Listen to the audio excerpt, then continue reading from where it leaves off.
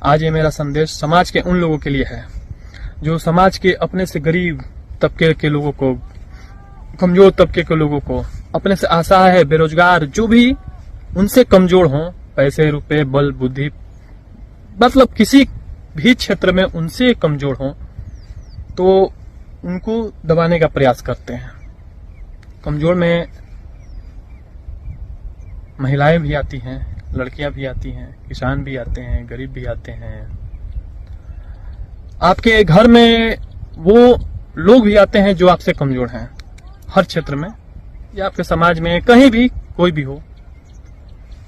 तो होता ये है कि जो भी इस तरह के लोग होते हैं, खुद से कमजोर पे अपना बल, बुद्धि, विवेक, ज्ञान, जो भी होता है, जैसा भी बल होता है, ये सारा बल सिर्फ उन पर दिखाते हैं। इनका सारा बल, बुद्धि, पैसा, रुपया, किसी भी तरह का कोई भी बल सिर्फ इन पे काम करता है। लेकिन अगर बात करें वाकई में समाज में कहाँ उन्हें बोलना चाहिए, कहाँ अपना बल, बुद्धि, विवेक, पुरुषार्थ, शौर्य, बलिदान, त्याग या कुछ भी हो, उन्हें वहां दिखाना चाहिए, लेकिन वो वहां नहीं दिखा पाते हैं।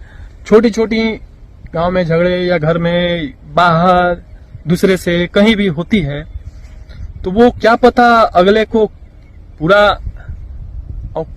को मतलब कि पूरा औकात ही दिखा देते हैं कि मैं तुझे ये कर दूंगा, वो कर दूंगा, तुम्हारे ये ऐसे ऐसे, मैं तुम्हारी खानदान देख लूंगा, क्या पता क्या देख लेंगे बाकी। लेकिन करते हैं, लेकिन अपने से कमजोर लोगों को, जहां वाकई में उन्हें अपना प्रदर्शन करना चाहिए, अपना शौर्य दिखाना चाहिए, अपना बलिदान दिखाना चाहिए, अपनी ताकत दिखाना चाहिए, ये वहां नहीं दिखा पाते हैं। ये सब उनके बुरा मत मानना, समाज में जो भी ऐसे लोग हैं ढकोसले हैं, उनकी कोई क्षमता नहीं, उनकी कोई ताकत नहीं, जो अपने से, खुद से गरीब लोगों पे अपना बल दिखाते हैं, उन्हें दबा कर रखते हैं। अगर दिखाना ही है तो समाज में खुद से 10 गुना नहीं, 5 गुना नहीं, 50 गुना नहीं, 100 गुना ज्यादा, 1000 गुना ज्यादा, कई 1000 गुना ज्यादा लोगों पे अपना बल दिखाएं, तो आप शौर्यवान, वीरवान, पुरुषार्थ कहलाएंगे। नहीं तो ये तो कुछ भी, ये तो दुनिया में 90%, 95% लोग एक दूसरे को दबाते हैं, खुद से कमजोर लोगों को। और एक संदेश मेरे डीएम साहब के लिए भी है।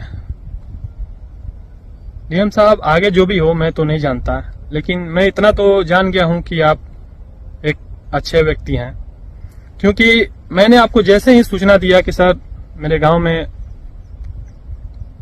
ऐसी ऐसी समस्याएं हैं, जो कुछ मांगे हो रही हैं, तो आपने उस पर तुरंत एक्शन लिया।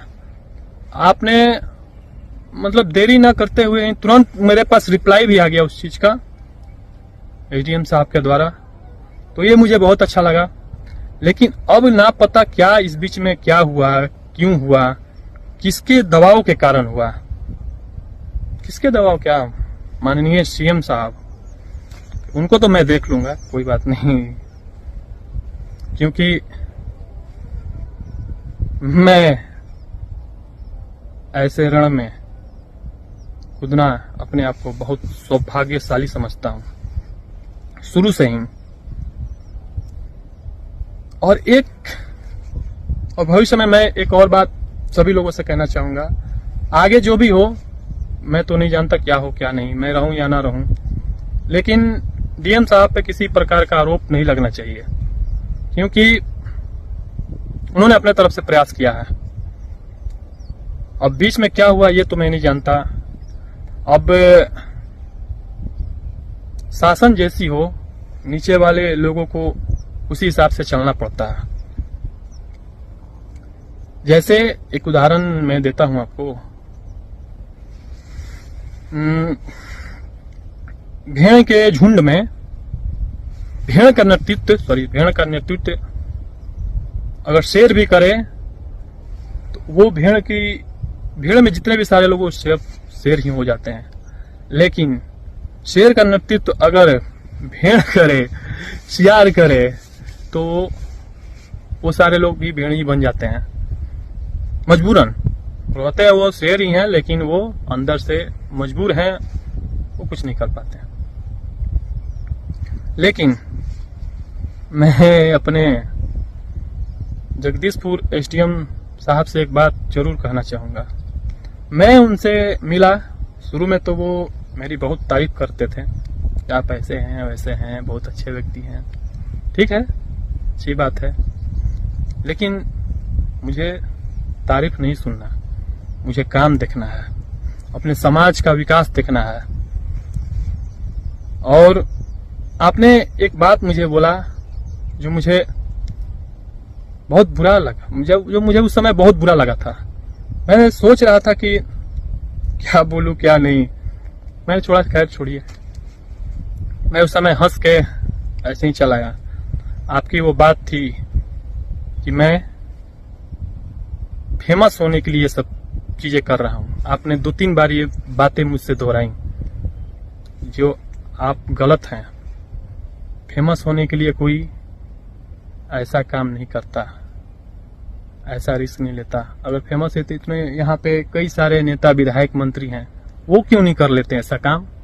उनको छोड़िए ना, आप क्यों नहीं करते हैं? आप तो उसी जगह पे हैं, अधिकारी के रूप में आपको पावर दिया गया है, तो आपके तो बस में है, आप तो कर सकते थे। आपने कहा भी था कि मैं आपको आपके गांव को चमका दूंगा। क्या आपने यही किया? यही चमकाया आपने? आपने कुछ नहीं किया। और जिसको सही में पॉपुलर होने का शौक होता है ना, तो वो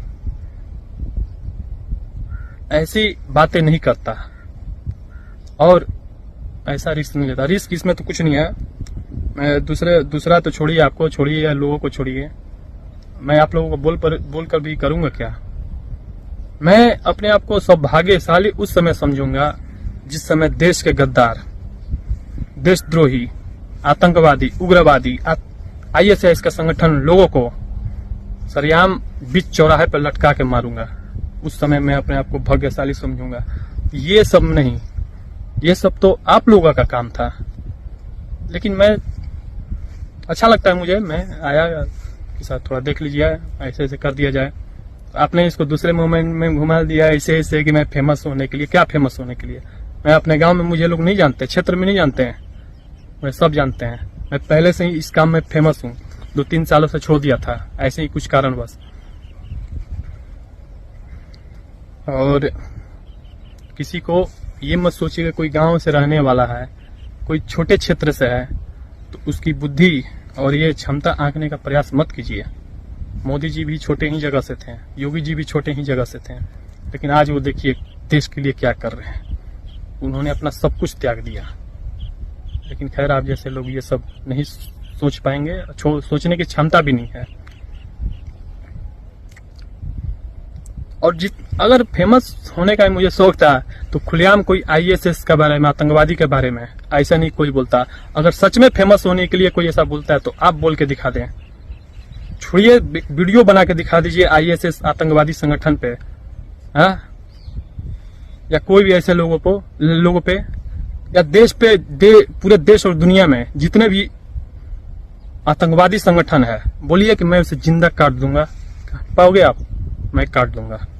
जिस दिन मेरे सामने ये दिख गए, मैं उसे जिंदा लटका के काटूंगा। और ये आप कम समझते हैं क्या बोलने पे? मैं ये बोल के उन लोगों के निशाने पे आ गया हूँ। कभी भी कभी भी कुछ भी हो सकता है, जिंदे काट देंगे मुझे उसकी कोई परवाह नहीं। आप अपना सोचिए। देश के लिए अगर मैं कुर्बान भी हो जाऊं ना, तो ये तो मेरा शौक है कि देश के लिए कुछ करूं। मौका ही नहीं मिलता। मौका मिले तो ना कुछ करूं। ये तो अभी कुछ आया था समाज के लिए, उत्थान के लिए, समाज के विकास के लिए, मुझे अच्छा लगता है। आपने इसे दे दिया कि मैं फेमस होने के लिए, तो ऐसे होने के लिए, तो आप करिए ना, जो मैं बोला हूं बोल के डालिए ना। आप सिर्फ इतना ही कर सकते हैं। आप जहां बैठे हैं, चोर चक्को, क्रिमिनल सिमरन, मर्डरी सडरी, इन्हीं का कैश देखते रहिए, बस इतना ही आपका क्षमता है। जब कुर्सी से हटिएगा ना तो उसके बाद आप कुछ नहीं कर पाइएगा। क्या किए हैं आप, अपने बल पे क्या किए हैं? कुर्सी का पावर छोड़ दीजिए, कुछ नहीं किए होंगे, मैं इतना जानता हूं। खैर चलता हूं। समाज से मैं यही कहूंगा कि हमेशा कोई व्यक्ति समाज में, आपके क्षेत्र में, आपके राष्ट्र में नहीं होता, तो उसका मैं तो साथ भी नहीं मांग रहा हूं। मैं अकेले ही सब देख लूंगा। समाज के लिए, राष्ट्र के लिए अगर त्याग बलिदान हो तो मेरे लिए खुशी की बात है। चलिए चलता हूं। अगले वीडियो में मैं बताऊंगा कि सीएम साहब को क्या बोलना है। धन्यवाद।